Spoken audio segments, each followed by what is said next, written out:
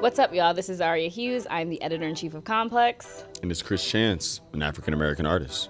And this is the Complex Style Podcast, where we break down all things fashion, style, streetwear, and culture related.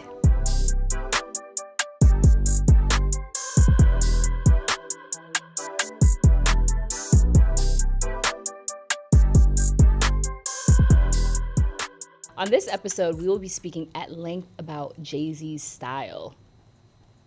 And we'll have a special guest, Omar Maltzby from No Idea is Original, to talk everything, because Omar was outside like when Jay-Z was outside. So he has on the ground factual information. But before that, we have to get into our outfit of the week, where we talk about a look we loved. So first off, I wanted to choose a tailoring, because Jay-Z wears the suit so well. Don't you agree? Yes. Yeah. And so I wanted to do like throwback to 2005 at the Grammys, where he was wearing this beautiful three-piece gray suit with like a white silk tie, a white handkerchief, and it fits him so well. I feel like he could wear a variation of the suit today and it would still feel modern, no? Mm-hmm. No, I 100% agree. Yeah, because sometimes I feel like when you look back, the men are swimming in their suits. 1,000%. And this just fits him really well. And then I wanted to compare it to 2024. Ooh. He has on a beautiful, gray tweed suit, black skinny tie, beanie over his great locks, and a Ray-Ban Wayfarer, I think. I'm not sure. That's the shape. It may be something. Yeah, it might be like Bottega. But I remember when he was on trial with Parlux over this fragrance thing, but it was during COVID, and he just looked great, what he was wearing to court. And I remember speaking to June afterwards, and she was like, we were going for Reservoir Dogs, which I kind of get inklings of with this. With the skinny tie also. Yeah. So I love this. I love like this comparison of past and present with him, and he looks chic in both.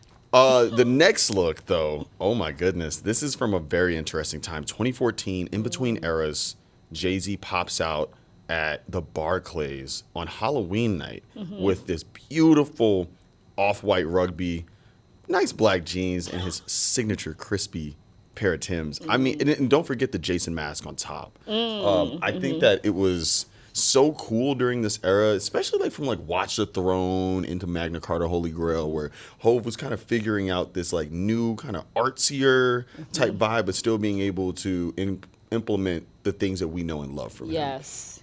This was such a cool era for me, but I love the way that he I think the polo really complements him very, very well, especially how long the rugby is. But I don't know. I think Hov has always had some really cool moments, whether it be in Just Don, Pyrex, or any of these, like legendary brands now. But this right here was a banger. Also, if you do your research, Blue was dressed up as, I think, Michael Jackson this night. Oh, yeah, I remember that. Beyonce, I think, was Janet. Yes. Yeah, How adorable. Very cute. Shout out to the Carters.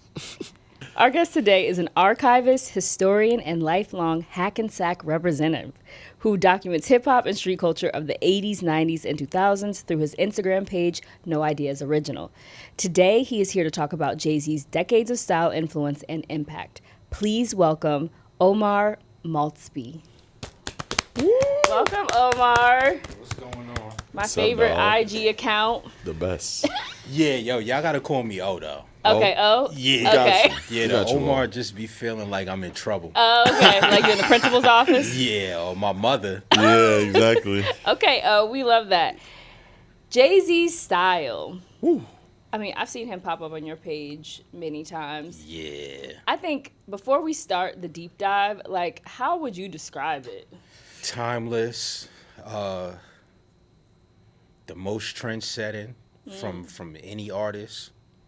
And, I mean, we could get into that and back the facts on that. The receipts is definitely on deck to show what's what. But, yeah, that's pretty much it. Like, just influence from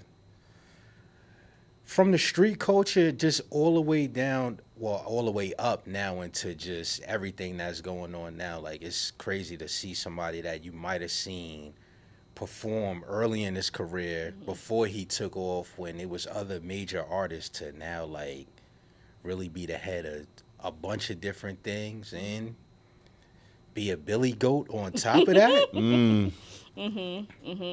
No, the progress is crazy. It's safe to say you think Hov invented swag. I won't say that, but I mean, he definitely brought it to the forefront, like, as far as, like, mainstream thing. Because here's the thing: a lot of people always say like, somebody did this, somebody did that, but it all comes from somewhere. And they like, I always have the arguments on my page where they be like, well, this rapper started this. And it's like, no, that rapper comes from the streets. So that's something that he learned in his neighborhood that y'all may not have seen in Arkansas or somewhere else, but within the tri-state area, we know what's going on. Like, that even goes to what, like, the lowlifes. Like, I would be in a room air hustling my brother, going to Latin Quarters when KRS-One did the Bridges Over video, and he's like, they scared to wear their polo gooses because of guys from Brooklyn. So that's something that people knew before a magazine talked about it. Which is why I love your page, because you talk about the source. So let's talk about Jay-Z's style now. And I guess a reference that we can pull from is his concert at the Roots Picnic. Fear of God. Yes. No jewelry. No jewelry. Afro out. Afro out. Black Timbs. Black Timbs. All black everything. Yes, exactly. And it was just like very workwear inspired. What did you think? What did y'all think when you first saw that look? Well, I think that it's as simple as that he was there to work. He was there to put in some work. He was there to get a little dirty. And he had to wear something that, you know, I mean, obviously, like, yo, Hove, he can dress it up. We've talked about it before, but he was going to work. Yeah, I looked at it like black Air Force energy. War ready. Yeah, like when you said he came to put in some work, that's the Black Timbs just felt like black Air Force. It's like, yeah, I'm going to just leave something for y'all to decode for the next couple of days. And then he juxtaposed that, though, with the afro. I was there. I was so shocked. My friend was like, where's Jay-Z? Where's Jay-Z? Because it was a silhouette that we're not used to. And then I was like, look at his hair. I personally loved it. But, like, what do y'all think he was trying to say with that hair and taking his locks out? He spoke about that before, like he was tired of the locks, but his daughter and his wife liked them. Yeah.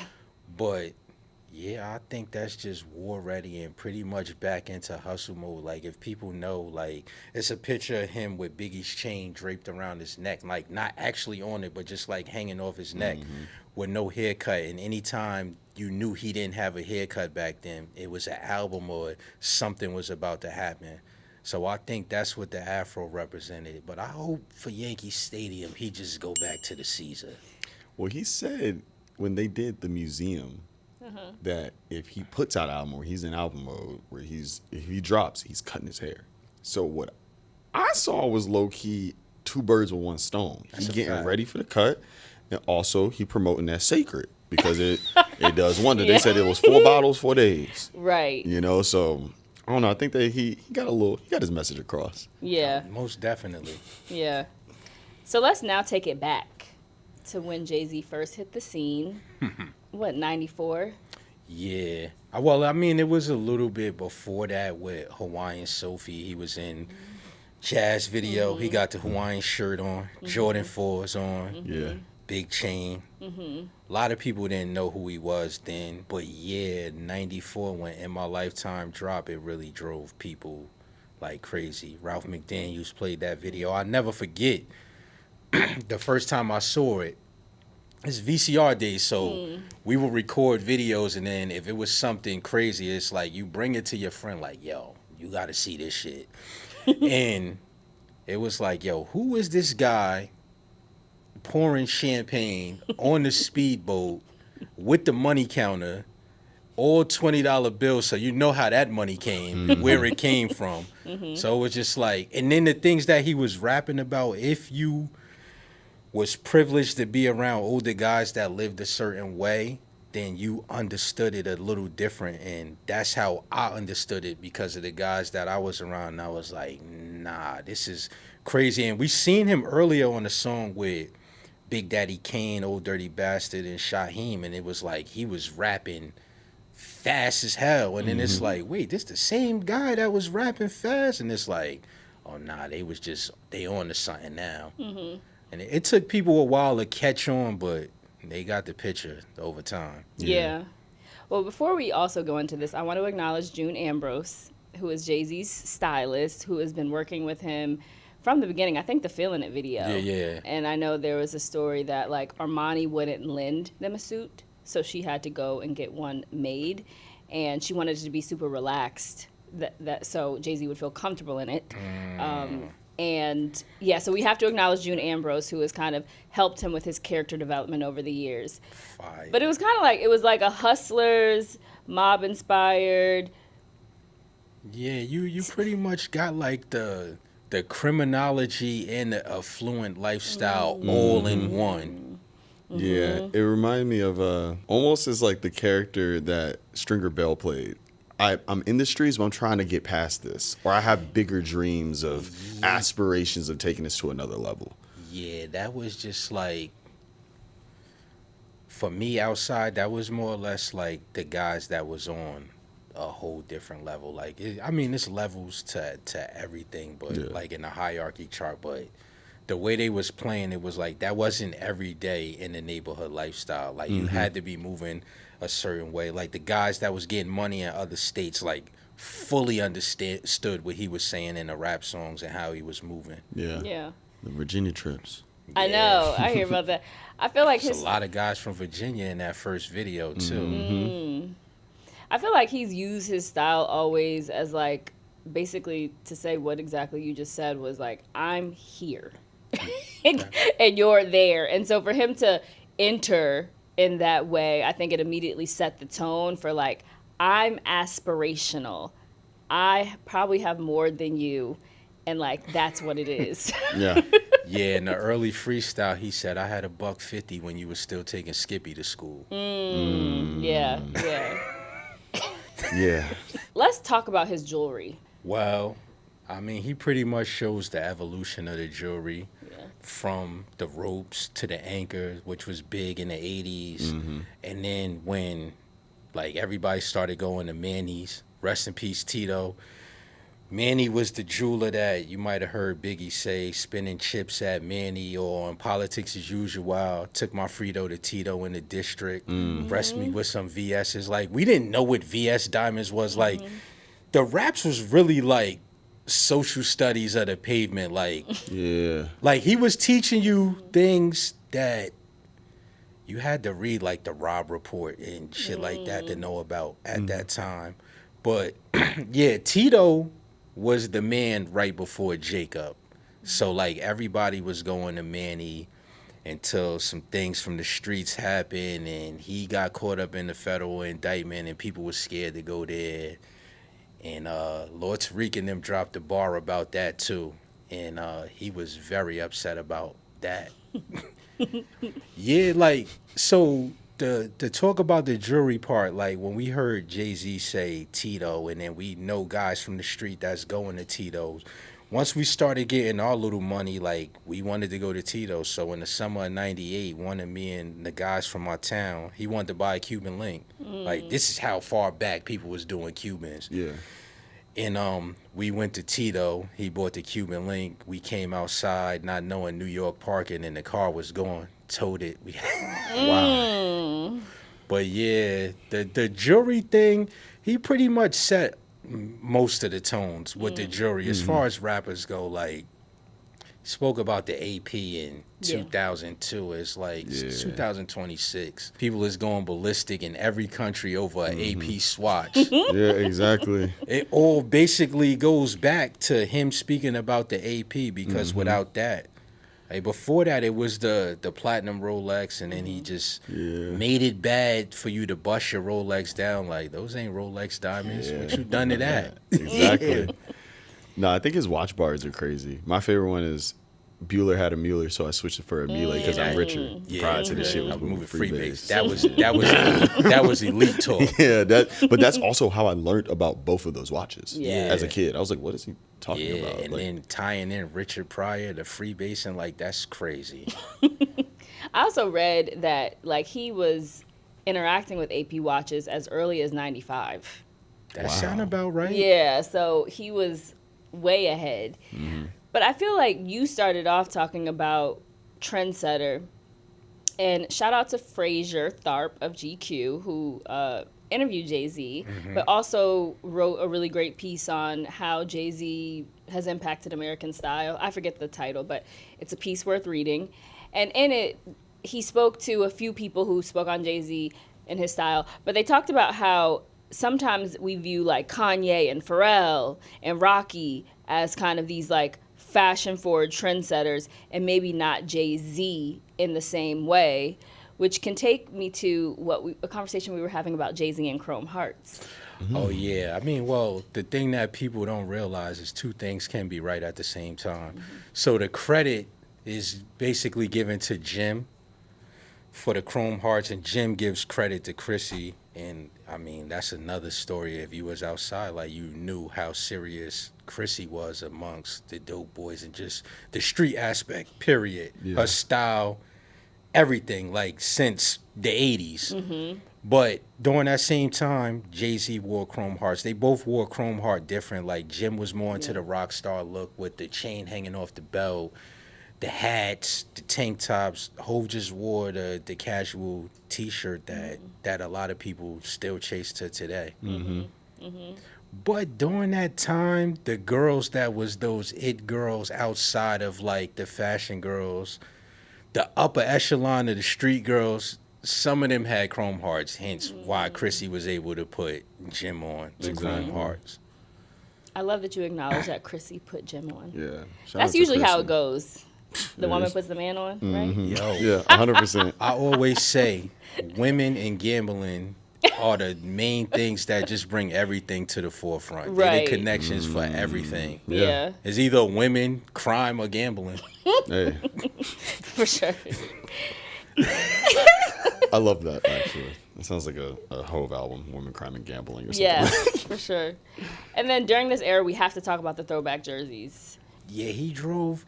I mean, kind of before the throwback, though, you got to talk Streets is Watching, the Iceberg era. Yes, you're right. So, you're you right. know, we going to get people that's going to definitely jump in you guys' comments like they always do and say, we was wearing Iceberg and this and that. But I'm speaking for my era. So, yeah, we seen Iceberg late 80s, early 90s. Different places wore it, different people. But as far as, like, where it went to, definitely him, hands down. He took it there. When they dropped that Streets is Watching movie, he wore Iceberg throughout it. If you have an original copy, you could see all the sweaters. Now when it's like on YouTube and stuff like that, Censored. everything's blurred out. But the original one, like, he had the Huey, Dewey, and Louie with the Tommy Hilfiger army coat on. But Iceberg, yeah, he definitely inspired us to go crazy, to figure out a way to be kids and buy $600 sweaters. Yeah. And we know that him going to Iceberg, him and Dame going to Iceberg and saying, hey, we're popularizing this brand and people are basically buying exactly what he's wearing. Can we have a deal? And them rejecting them is what led to Rockaware. Yeah, that's what's so crazy about everything, honestly. Like, people will reject it till they can't reject it no more. Right. But by then, it's too late. Yeah, exactly. exactly. I know, it's like, it's washed by then.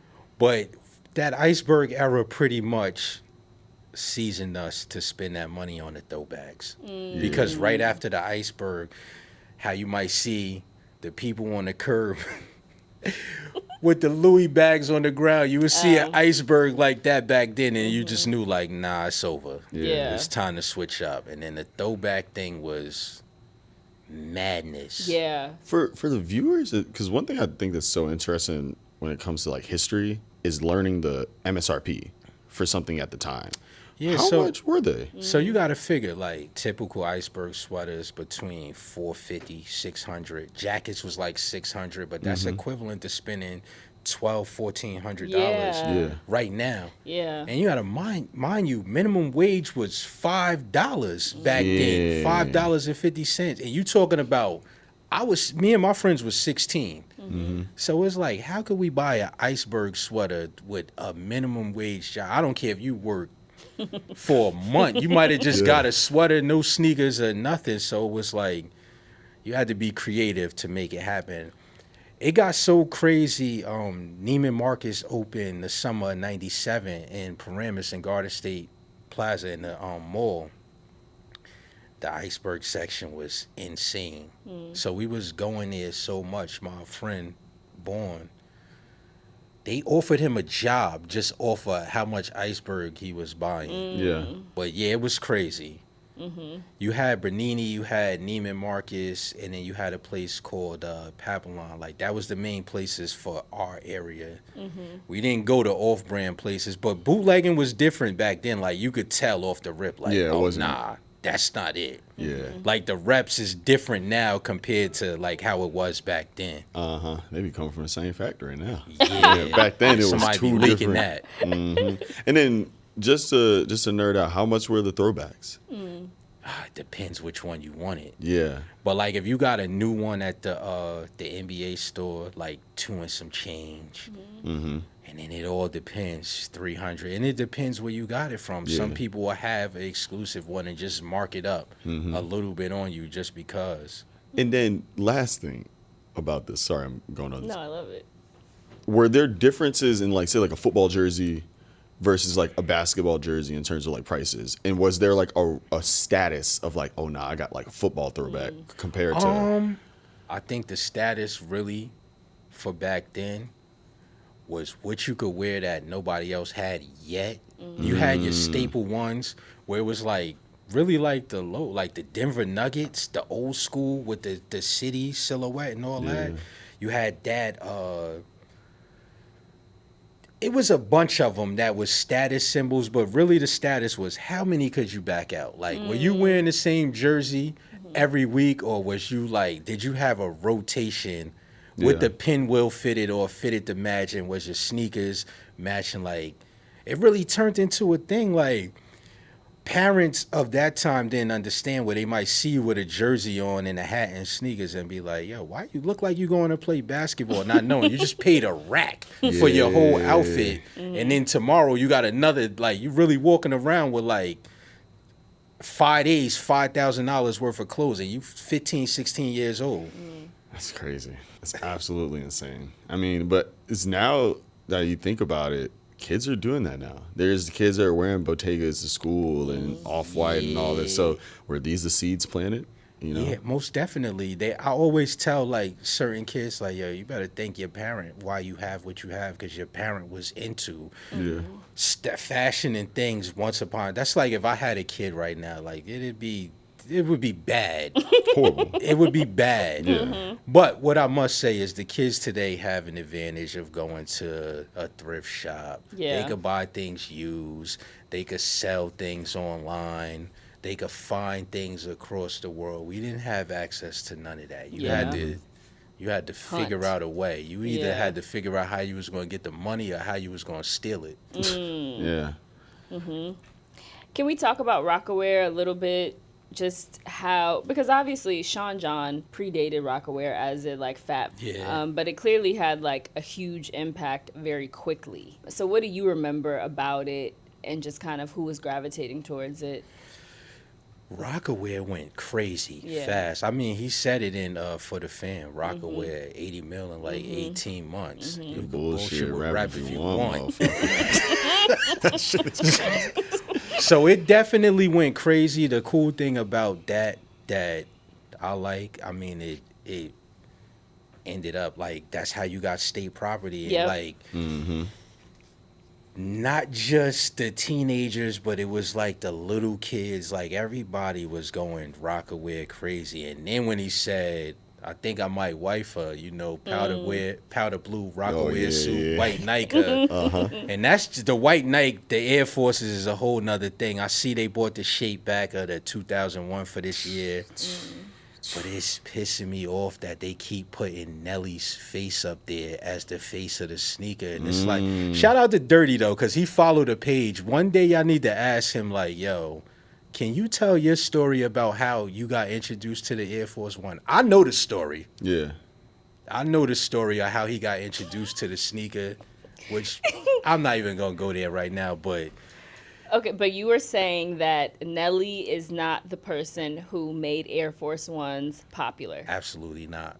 Okay. Who is? First and foremost, I'm gonna give shout out to Baltimore because I know they're gonna go crazy in the comments too. Shout out to Abdul, but the streets made Air Force Ones crazy. Like, I didn't know about no Nelly in 91, 92 when I was wearing Air Forces. And the white Air Force wasn't big until Rockefeller made the white Air Force One big. Yeah. And that was when they went to Cancun and it was the It's Alright video. And it was like, you had to wear your joints one time.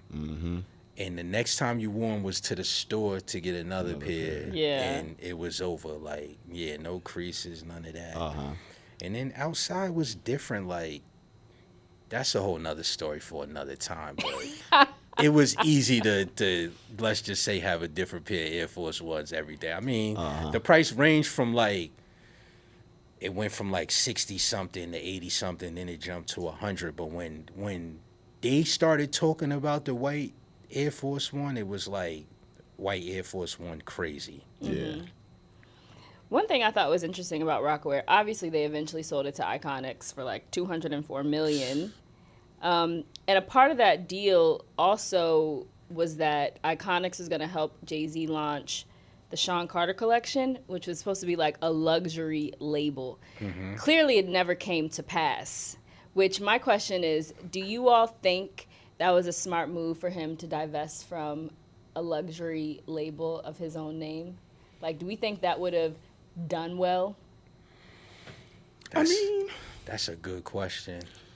Well, I think that in the time period that this probably happened, this is probably after Sean John's whole entire reign, CDFA. It was around 2008. Yeah, so this was kind of after like somebody was able to make a serious clothing brand that could really be, get a respect. I mean, like, I don't know. I think that like the way Hove was moving at the time, it made more sense that he started focusing on like Rock Nation and things like that. Yeah, I don't know. I feel like Or Liquor. Yeah, or Liquor. Yeah, shout out to Ace. Yeah, I agree with that. I don't think that was a good idea. Just for the simple fact, both of their names is Sean. Yeah. Like, yeah. Oh, Got it. Okay. You think there been some like confusion in the market? Yeah. They remained cool, but it was a little. Puff was in that tub spilling mo. I was at my video. Yeah. Chris on the speedboat. Oh my God. Now let's move on to O's favorite era. Oh nah.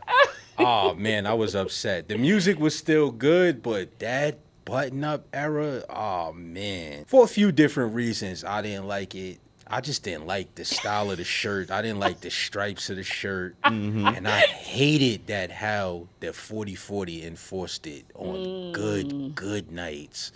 Like being online at the 40/40 and you just seeing the women and the people that was going in there, and then you get to the front and they like, nah, you have to have a collared shirt on, young man. And it's like, all right, well, can I give you some energy? Can I pay you something for me to get in? It's like, nah. And it's like, yo, yeah, I hated that era. Yeah. That's by far the worst. Like, that was a spooky time, period. Because I think it's interesting because obviously, like, I don't know if my memory is. This is like the first era of Jay-Z I remember. I'm 28. During this time, this is Makes really sense. the first Hove. Like, but I never realized that this was a response.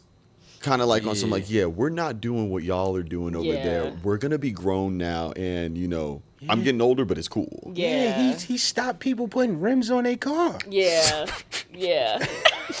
So it was like, that's the thing with the culture. Like, you can't follow. I mean, to me, the culture is lawless. So you can't follow everything that people set as a trend. But man, those Etro button-ups, he had a lot of people buying those. It's funny too because I do a lot of research with like Nike, and during that time, LeBron had a lot of clothes that they made for him, and a lot of it just looked like the change clothes video wardrobe. So they had young LeBron. Yo, if you go back to any club picture, like I want to say 75% on of anything that's on like allparties.com or 7 days, 7 nights. Button up mania. Like, that was terrible. If I couldn't get in the way I wanted to get in, it was just like, yeah, man, it really made me hate a button-up shirt. They was enforcing that, like, for real, for That's real. crazy. That is interesting. But this is also kind of around the same era as the S. Carter, which was Reebok sneaker. And I wanted you to talk about the significance of that Gucci 84 sneaker. Yeah, now that, the Gucci 84, I mean, I get why he made the silhouette, because, like, that was like him paying homage to what somebody would do now, is like, as far as like what they grill, or how I feel about the Air Max 95, or how us that was kids in 89, we feel about the Jordan 4 and stuff like that. And yeah, he was just paying homage to it. That was something else I didn't dive into. Why not? Yeah, nah, no thank you. I was cool with the Gucci joint. It was a good look, but Yeah. nah. Were people, I mean, because I grew up in the suburbs. Now people was buying them. Yeah, I remember, like, I went to Pentagon Mall. They were sold out. Like, people really did like them, which was interesting to me. I thought they were cute. I didn't wear them. Yeah, nah, people was buying them, but it was just like, I mean, my thing is a little different too from the way I came up. So a lot of things I skipped that people be like, "You serious?" And it's like, yeah, it was a little Corny? No, I feel you.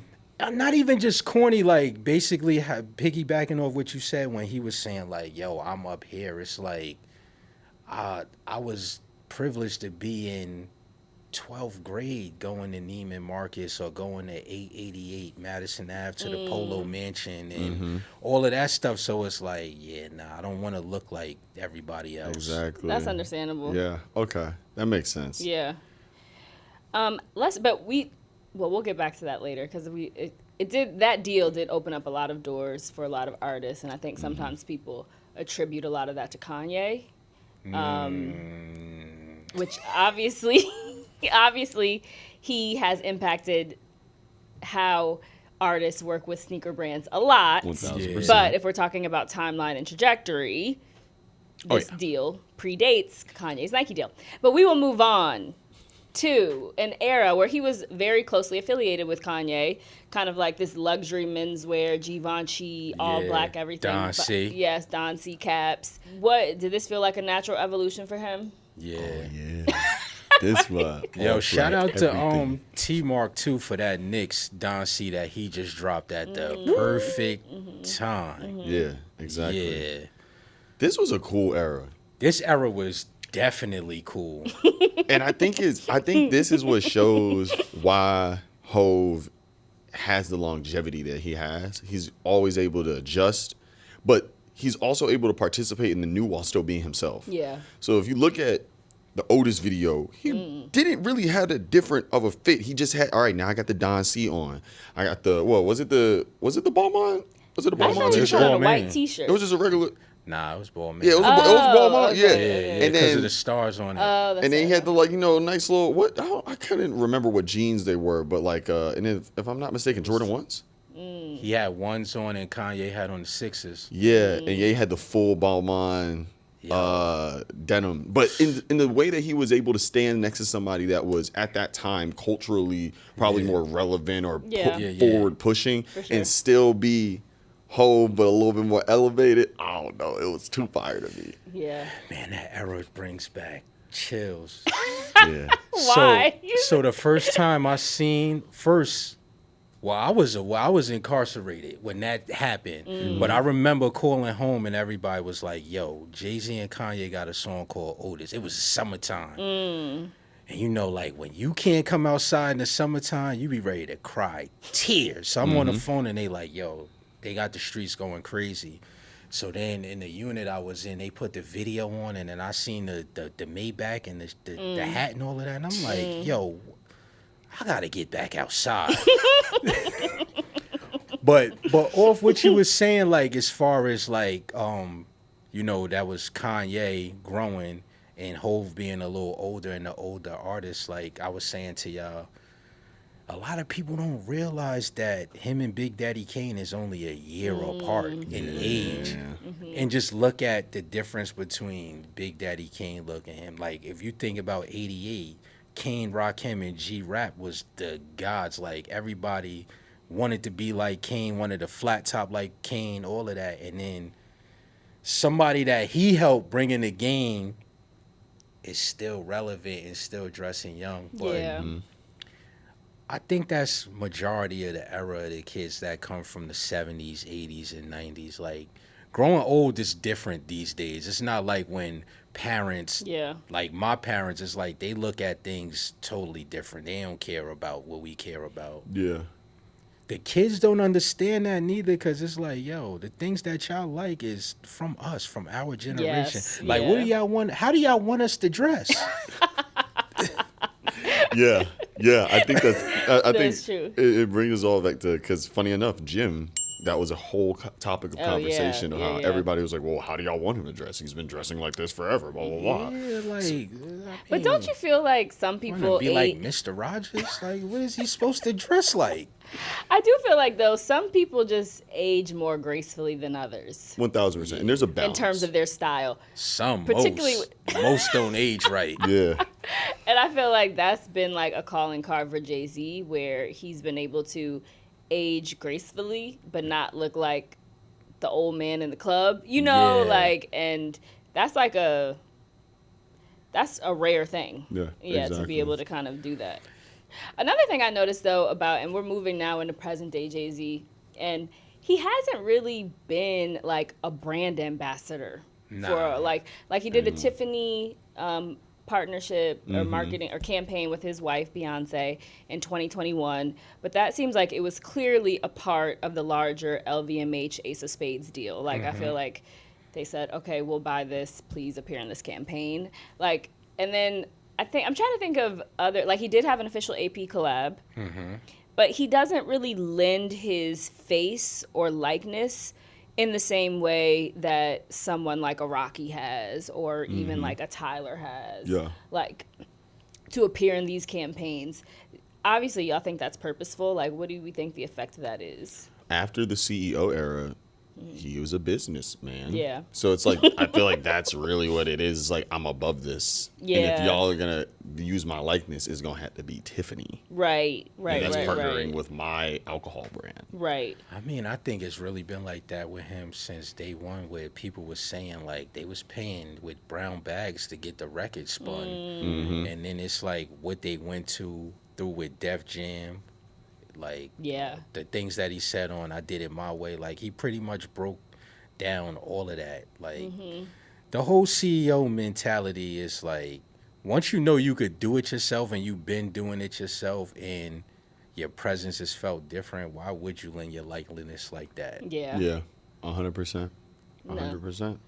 And I feel like in general, this segues us into this new era of artists who are very different from Jay-Z, but obviously very influential in what they wear, whether it's a Cardi, Yeah. Playboy Cardi, who obviously had a moment with the jerseys. Yeah. And his YBL hats. Yes, and his YBL hats. And then we're talking about Rocky, who's super influential, but I think in a very different way. Like, Jay-Z seems like he had influence on the masses, Yeah. whereas Rocky is influential, but he speaks to a particular fashion crowd, like people who really care about fashion. And then even we'll say like a Tyler, Yeah. we'll say, you know, he clearly has, or Pharrell or whatever, they have these relationships with brands. But what do we think it is about Jay-Z that makes people like directly copy him, get the piece that he's wearing? I'm even seeing now, it's about to be a trend, people taking out their locks using Yeah. Sacred and turning it into social content. Like, Yeah. I'm already seeing that. So what do we think it is about, because not every rapper can push product. This is Well, true. it's the hustler spirit mixed with the receipts. Like he wasn't somebody that was just an imaginary player. Like he was showing you play by play. Like I was at the Reasonable Doubt show August of '96, and it was like when they did Coming to Age, and Bleak said a G, I ride with you for free. He really handed him $1,000, and he threw it in the crowd. So it's like when you seeing that, and he had the platinum Rolex, and in the streets is watching. Oh yeah, I know they gonna feel away, but Jigga Man definitely did the bulletproof before G Unit. Streets is watching video. He had the bulletproof over the white tee with the platinum rollie on. I mean, 50 G Unit made it bigger worldwide. Yes. Yeah. But if we talking about who did it first, yeah, that was done in '98. And I think there's a testament to a lot of Jay-Z's influence. Maybe somebody else said it a little bit louder or kept saying what he said, but he said it first a lot of the time. Yeah, it's like the problem is, I think, like, mainly too, why I made the page the way I made it is a lot of people don't pay attention to history. Yeah. So when they see certain things, they're thinking that it's just coming from how they're seeing it now. And, you know, pre-social media, it's not a lot of pictures. A lot of the guys that was, like, super influential during that time, like, we all, even me, I be having PTSD. Like, I don't post my personal pictures like that because it's just like, I don't know. I come from the time where, you know what I mean, you didn't show pictures like that. Yeah. So people don't know unless they was really outside to see certain things and really understand it a different way. Like, you have a select few that really go into detail and go into the history, and they'll let you know. Same way you spoke about streetwear the other day. Yeah. Like, that was great. That was needed. What did I say again? I forget. It was basically saying that I think the general premise is that some people view streetwear through like a very limited lens that sometimes does not include urban brands, which is interesting to me. But Very interesting. Yeah, We let them know. we started off talking about our favorite Jay-Z outfits. You have so many older pictures of him. Yeah. And I want, like, do you have one that just really makes you, like, feel away? Sheesh. I would say one that people don't really realize is when he got Stone Island on in '99. Like, that's crazy. Yeah. I That didn't photo even shoot know is ridiculous. what Stone Island was back then. And he was in the UK when he took that picture, so it makes sense. Yeah. I'm trying to think. It's so many. Yeah. But, yeah, probably for me, though, too, like, the bulletproof over the white tee with the platinum Rolex. Like, that's just, like, the overlord of the crime rhyme. Just like, yeah, I'm here now. I have arrived on a different level. And it's like, even just throughout that whole video, like, going in Tom D's and like, yo, give me that whole row, size 10. Hush puppies.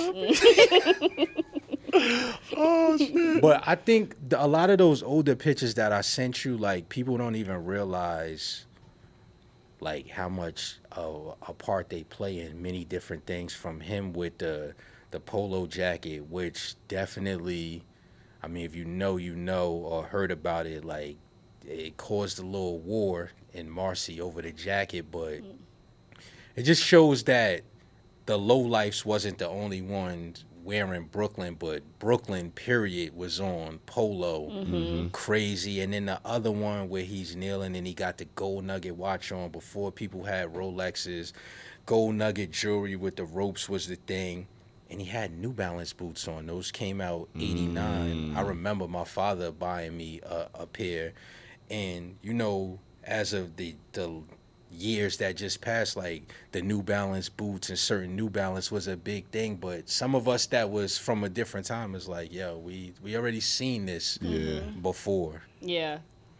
I also think, like, something that I thought of and I wanted to say is that there's like always this subtle rebellion in what he wears. Like, when we saw him at the Grammys with a do-rag on, and even his hair, you know, and the locks being out. It's just, to me, his style, it tells a story about someone who has obviously learned how to play within the system, but still wants to signal that I'm still me and I still have the beliefs that I have, no matter how y'all feel about it. But yeah, like. Yeah, I think that all just goes back to the essence of the streets, which is why I always say the streets is a museum, because it's like, I don't know where people think wearing sneakers early came from, and Like all of that stuff is stuff that's been going on since forever. Before there was a sneakers app or knowing the date 6 months, when you didn't know no date, when you just had relationships from spending so much money in the stores, they'd be like, yo, we got this already, but it's not coming out for 2 weeks. Well, what you want to give it to me now? Yeah. So that was just like us rebelling against our peers and just being motivational and inspirational. Like, yeah, I got these. They don't come out for 2 weeks. You gotta wait. By the time you get yours and get to wear yours, I'm not on that no more. I'm setting a new trend. That's how I feel about him with a lot of the trends that he set. Yeah. And speaking of those trends, which ones do you think age the best? Ooh. And you can also answer the inverse of that. Oh. Yeah, let's start there. Yeah, I guess we The button-up age, extremely bad. Another thing that he don't get credit for, which he said on Do It Again, and he showed, was the hat cocked over the eyes. Who could it be? The baggy fitted was terrible. I hated when people wore the big fitted hats. He's partly to blame for that. Like, you can see it in the Do It Again video. In certain pictures, he's wearing this Yankee extremely low. Yeah, the baggy fitted aged bad. But I mean, due to a few people, like Post being one of them, a couple other people, RT Arfin, some people that have crazy iceberg collections is the reason why people are hunting certain iceberg pieces now, or when they see them on pages like mine, they go look for it. That definitely is something that aged well, and just anything he talks about with jewelry ages well. Like, everybody follows the jewelry. I mean, even the cars, like, they could only sell 4.6s after he said you couldn't have a 4.0 range. Damn. So influential. So influential. Rapid fire? Yeah, I think it's time for the rapid fire. All right, so we have a segment called Rapid Fire. We're going to ask you some questions very quickly, and hopefully you can give us a truthful and direct answer. Okay, cool. Best Jay-Z style era? Iceberg. Worst style era? Oh, Button Up. Okay. Best Hove album? Ooh, Reasonable Doubt, Streets is Watching, or for me, American Gangster. Real one. Worst Hove album? Jesus. Damn, what's the one with the white cover? Blueprint 3? Is it that? Yeah. Yeah, okay. Blueprint 3 for me. Best Hove song? Best Hove song, Can I Live? Okay. And then your favorite Hove sneaker moment? Favorite Hove sneaker moment? Jesus. All right, I'm going to just go with Queen's Day, 1995, when he got the Versace. No, it's 98, pardon me. That was the second run of the neons that you got on. Versace sweatpants, Versace t-shirt. Fly guy. Classic. I know. Yeah. Classic. Like, that would go off today. Yeah. Okay. Phenomenal. Well, you passed the rapid fire segment very, very smoothly. This was such a good conversation. I loved just the anecdotes and insight that you added. Yeah, I feel like a lot of that's missing now because, I mean, most of the people that run, like, that curate the things are not from here. So they wasn't around to see what was going on, like, firsthand. And then the guys that do know, shout out to them that always comment when I post certain things, but they don't care to, like, curate a page. Right, it's so true. But the comments basically back, and then just having the receipts. I mean, the picture's always been there, but it's just not people there to like really go into what was going on during them times. And to wrap it up perfectly, I think one of my favorite quotes that you have is going viral outside. Back in the day, that's where you went viral. Not I the mean, timeline. think about it. We didn't have no MySpace, Black Planet, any of that stuff, Instagram, and it's like, look what he did as far as like with the iceberg. Throwback was collective, or not even just him. So many other artists before the social media era that just caused a frenzy with different things. Yeah. Cameron with the pink. Like, it's just mad different things that just turned things into what they was, to where like these guys is going overseas, people was going crazy, dressing like them.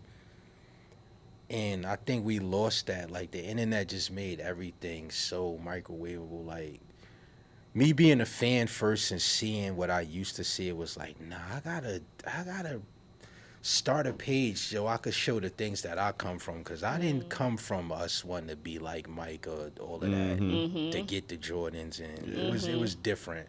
Everybody's story is different. And I feel like this is going to transition perfectly into our final segment, flowers. This is a segment where we like to end on a lighter note and give flowers to someone, something, or someplace that you don't think gets enough love.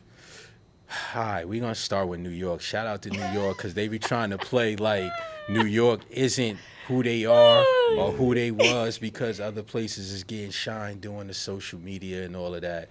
But if we talking about like fashion and stuff like that, me and Aria had a brief conversation. You definitely got to give it to Joe Crack and Jada. What makes me mad most is though that, y'all, all these sneaker blogs and vlogs, like, why don't y'all never mention Jadakiss with the sneakers? Since forever, he always had kicks, always been fly. He never missed an era. So I don't really get that, how that's being overlooked, but that's definitely somebody that deserve flowers. I mean, the clips too, for the way they rapping and just styling for this era. Just anybody that's still relevant, or even the new guys that's doing their thing. Yeah.